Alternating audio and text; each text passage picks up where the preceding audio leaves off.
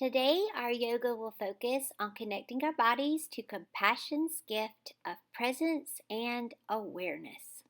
So as the sun sets on our third and final session of Camp Compassion VBS, we'll do movement tonight where we really practice being aware and being present.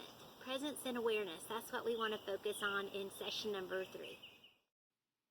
So we'll begin again with taking some deep breaths and remembering that breathing is a physical way to receive and release.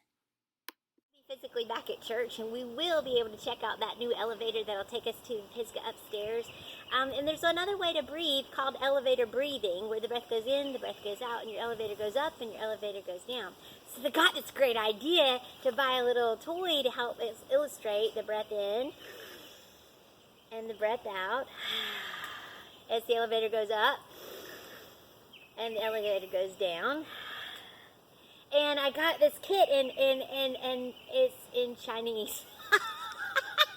So I taught Noah into putting it together, but he had difficulty being present and aware as he did it because it was in another language, totally in another language and difficult to put together. But I thought he did a great job, and it just shows us how it is challenging. There's lots of ways to be distracted. Sometimes the characters are not characters we're familiar with involved in the story, but we got to get her done. Breath in, breath out helps us to be present and aware. So as you take a deep breath in tonight, say, with an open heart, and then when you let the breath go, say, I am present with the Spirit within and around me. Inhale with an open heart. Exhale, I am present with the Spirit within and around me. And as you continue to breathe, reflect on how compassion makes us release, accept, and welcome. Okay, so we'll begin in mountain. Your feet really feel the ground. You roll your shoulders up and back and down. You squeeze the tummy, and you are strong and stable and solid, just like that mountain. From here, you'll breathe your arms up. It's like the sun rising, right? And you'll exhale and you fold. The sun begins to set.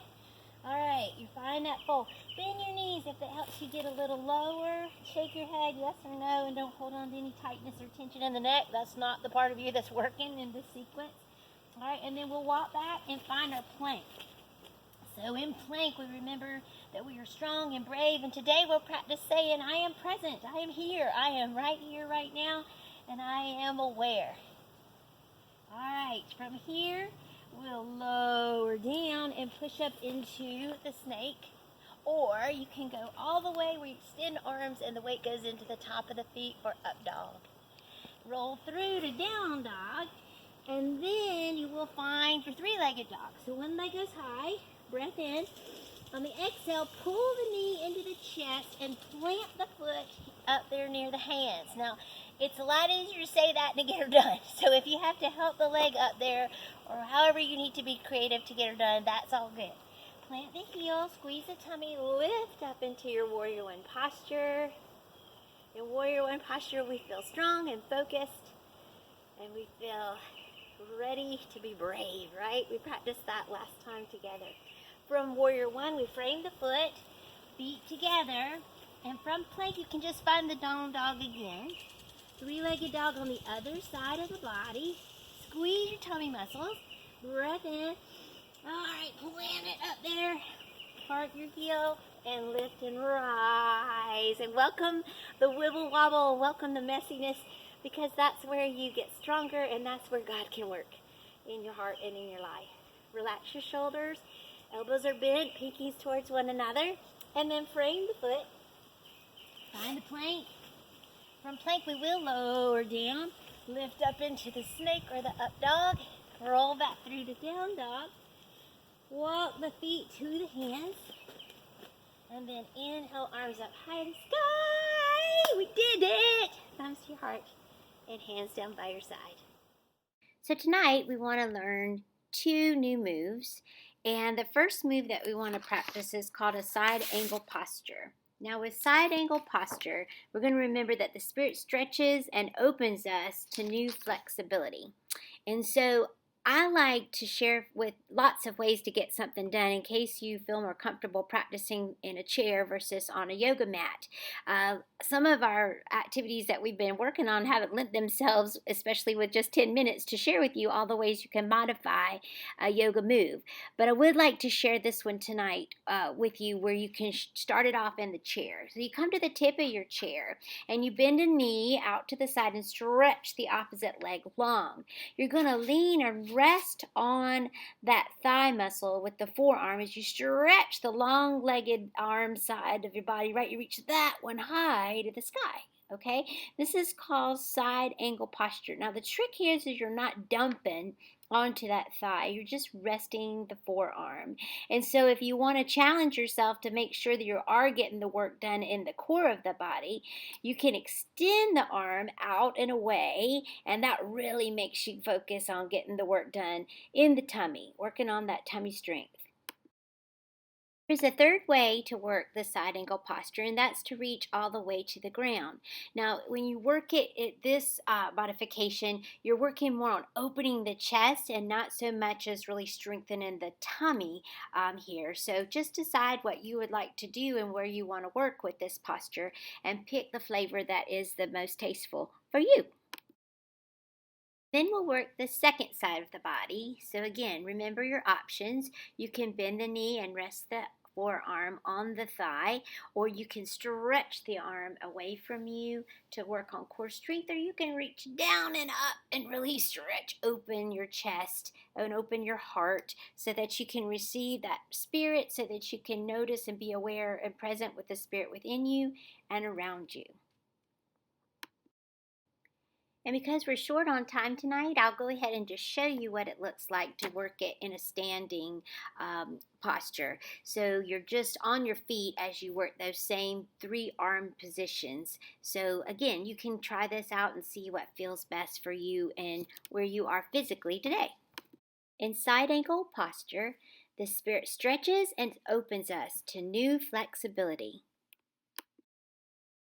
All right, the second posture we want to learn tonight is called triangle, and it is my absolute favorite posture. Now, the difference between this one and side angle is that our legs are long and strong, both legs. The feet are on railroad tracks parallel with your chair, and you'll take a toe underneath the chair. Legs are long and strong as you reach one hand to the seat of the chair and one hand stretches high to the sky. So in triangle pose, you are balancing, you are stretching, you are strengthening, you are doing it all. It's kind of like eating broccoli. It's good for you. All right.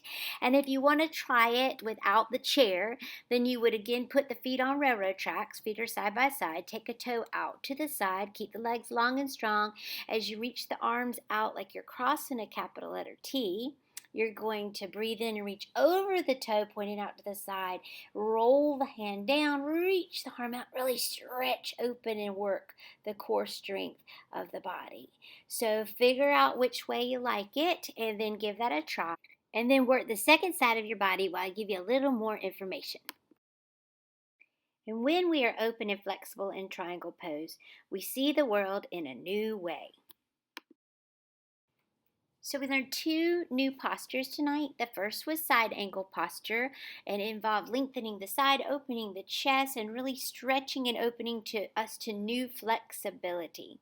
The second new posture tonight was called triangle pose. And when we are in triangle pose, we're open and we're flexible, and it allows us to see possibilities.